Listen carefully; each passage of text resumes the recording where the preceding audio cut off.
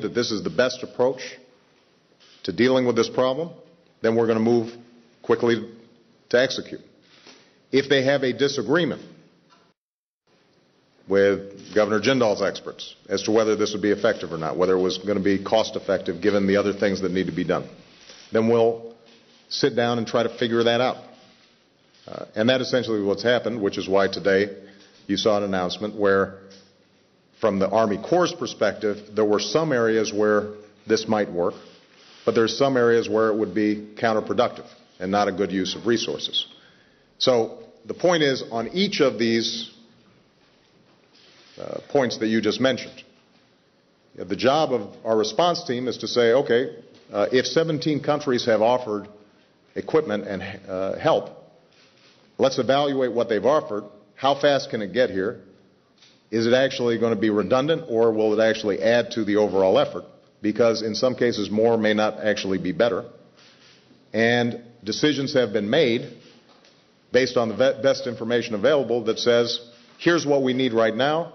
It may be that a week from now or 2 weeks from now or a month from now, the offers from some of those countries might be more effectively utilized.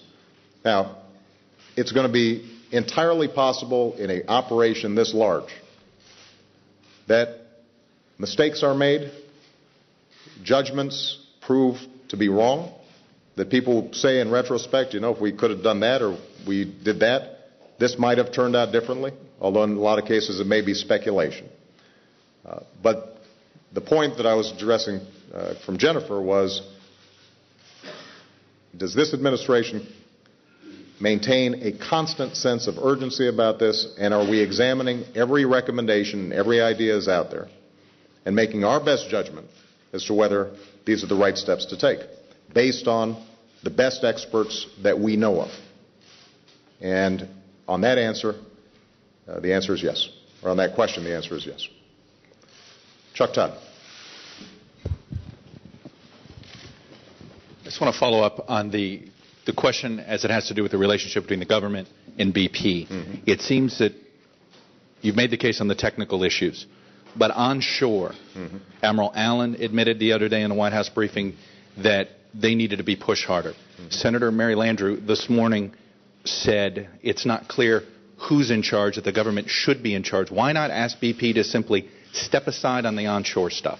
Make it an entirely government thing. Obviously, BP pays for it, but why not ask them to just completely step aside on that front? And then also, can you respond to all the Katrina comparisons that people are making about this with yourself? Well, I'll take your second question first. I'll leave it to you guys to make those comparisons and make judgments on it, because what I'm spending my time thinking about is how do we solve the problem. And when the problem is solved and people look back and do an assessment of all the various decisions that were made, I think people can make a historical judgment. And I'm confident that people are going to look back and say that this administration was on top of what was an unprecedented crisis. In terms of shoreline protection, the way this thing has been set up under the Oil Spill Act of 1990, Oil Pollution Act, is that BP has contracts with a whole bunch of contractors on file in the event that there is an oil spill. And as soon as the Deepwater Horizon well went down, then their job is to activate those and start paying them. So a big chunk of the 20,000 who are already down there are being paid by BP. The Coast Guard's job is to approve and authorize whatever BP is doing. Now, what Admiral Allen said today, and the reason he's down there today, is that if BP's contractors are not moving as nimbly and effectively as they need to be, then it is already the power of the federal government to redirect those resources. I guess the point being that the Coast Guard and our military are potentially already in charge as long as we've got good information and we are making the right decisions. And if there are mistakes that are being made right now, we've got the power to correct those decisions.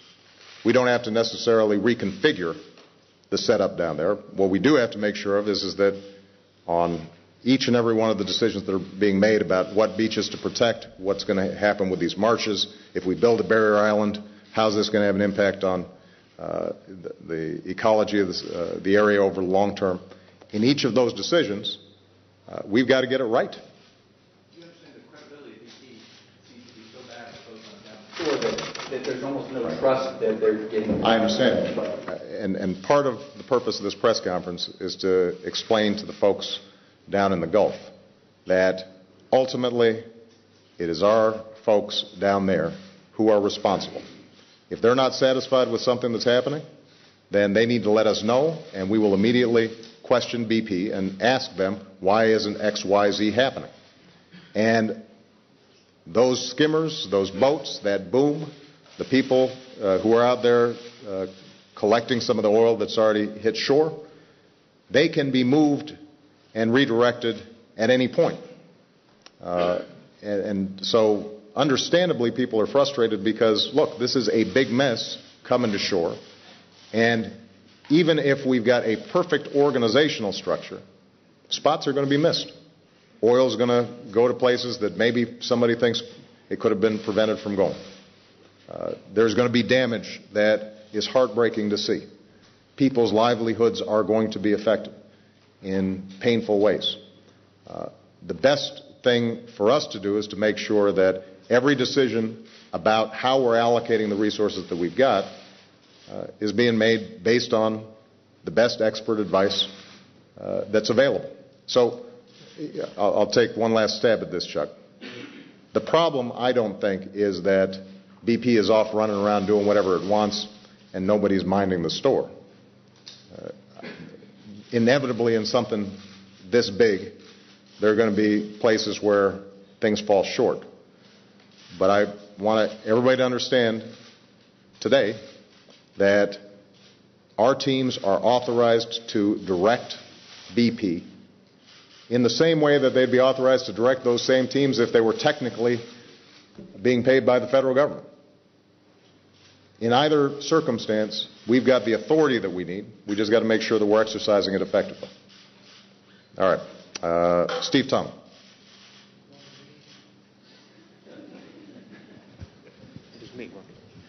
Thank you, sir. On April 21st, Admiral Allen tells us the government started dispatching equipment rapidly to the Gulf. And you just said on day one you recognized the enormity of the situation.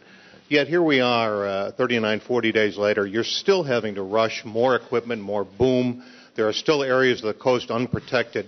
Why is it taking so long? And did you really act from day one for a worst-case scenario? We did. Part of the problem you've got is, let's take the example of boom. The way the plans have been developed, and I'm not an expert on this, but this is as it's been explained to me. Pre-deploying boom would have been the right thing to do, making sure that there's boom right there in the region at various spots where you could anticipate if there was a spill of this size, the boom would be right there ready to grab. Unfortunately, that wasn't always the case. And so, this goes back to something that Jake asked earlier. When it comes to the response since the crisis happened, I am very confident that the federal government has acted consistently with a sense of urgency. When it comes to prior to this accident happening, I think there was a lack of anticipating what the worst case scenarios would be. And that's a problem. And as part of that problem was lodged in MMS and the way that agency was structured. That was the agency in charge of providing permitting and making decisions in terms of where drilling could take place, but also in charge of enforcing the safety provisions. And as I indicated before, the IG report, the Inspector General's report that came out, was scathing in terms of the problems there. And when Ken Salazar came in, he cleaned a lot of that up, but more needed to be done, and more needs to be done, which is part of the reason why he separated out the permitting function from the functions that involve enforcing the various safety regulations. But I think on a whole bunch of fronts, you had a complacency when it came to what happens in the worst case scenario. I'll give you another example, because this is something that some of you have written about. The question of how is it that oil companies kept on getting environmental waivers in getting their permits approved. Well, it turns out that the way the process works, first of all, there is a thorough environmental review as to whether a certain portion of the Gulf should be leased or not. So that's a thoroughgoing environmental evaluation. Then the overall lease is broken up into segments for individual